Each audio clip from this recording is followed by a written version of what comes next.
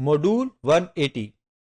This module is related with the industrialized state socialist economies, where we are discussing about the nature and the performance of Soviet agriculture. Now our focus is on socialist societies, communist societies, and we are focusing on because their major source was agriculture growth, agriculture output. So we are focusing on agriculture sector. So what has happened in the Soviet agriculture sector?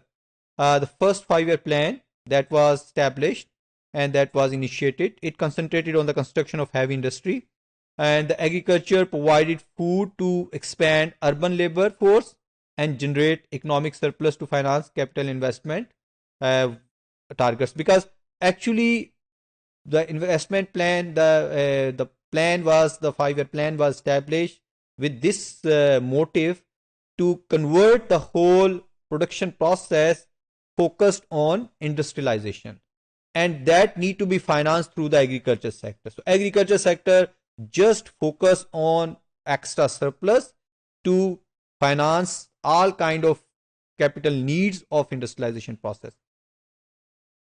On the other side, the most problematic situation was what? There was no incentive available to the farmers or the producers or the peasant to expand their output. So they enforced to say collectivization of peasant properties for cooperative cultivation. So since they were not induced by themselves to produce more output, so they were not producing more output.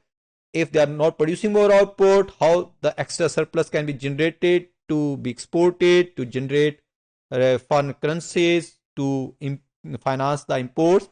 So that process was not going to be properly executed. So what was the solution government devised at that time?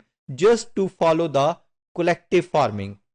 And what they do that, how they did that, they actually enforced this collectivization. They bound the peasants to jointly work and jointly cooperate for this cultivation process. So compulsory grain delivery to state procurement agency was another aspect of that, because they bound to sell their grains to the government procurement agencies, which definitely have the intentions to sell these grains to the rest of the world to generate more foreign currencies or foreign exchange. Widespread peasant opposition was observed at that time, and mass slaughter of livestock were observed, because definitely people were bound to use their land mainly for production of grain. So the maintenance of the livestock was quite difficult, so they start slaughtering more livestock. So 1928 came, and 97% of the individual peasant holdings were actually exist at that time, and only 1.5% belongs to the state. And then it happens within few years, around 7 years, 1935, 95% crop area and 83% peasant household collectivized. So basically major proportion of the farms, they were collected and they move into the collective farming or cooperative farming setup. Grain industrial crops available, and the workers and industries, basically grains were available for just to support the industrial production and workers and industries. But what was happening at that time? It was mean to say what were the grains which were available to the to support the industrial workers, and these industrial workers are capable to produce industrial products, but that has the cost. And what kind of cost they were facing, specifically the agriculture people? They were facing that in terms of loss of other kind of agriculture output as well as the livestock. So that was the scenario which was not so much appealing and so much attractive with the point of view of these agriculturists or the farmers and peasants. If we observe this graph, we can easily understand the situation which has happened over the time. These are the three different time period: Lenin and Stalin and Khrushchev, Brezhnev. These are the different time periods of different governments, And if you observe how things move, these dotted lines are showing the crop production, and these lines with the dash, they are showing animal production, and these lines, some gap, they are showing population.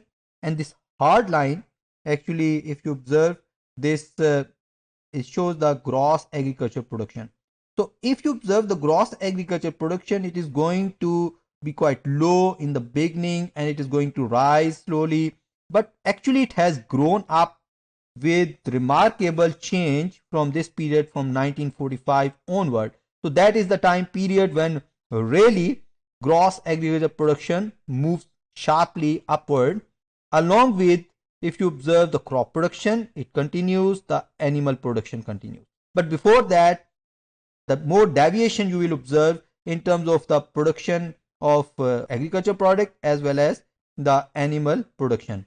So that were having more divergence as compared to. Therefore, actually, and population is growing previously quite slowly, but after this time period, the pace of rise of population was a bit more. So this means actually after Stalin, the time period came when actually agriculture sector was more focused and they became more successful in terms of producing more output. And here this graph, it's not so much visible, but if a bit better picture may be available if you just go to the original source. This is the area of collective farm, which is shown by this blank area, and the area by the state is the dark area. So, and this area of which is other, related to the other areas. So mostly if you observe in this Soviet area, overall agriculture related areas, either area of collective farms you will find out, or other part is black. So automatically it means either state farm.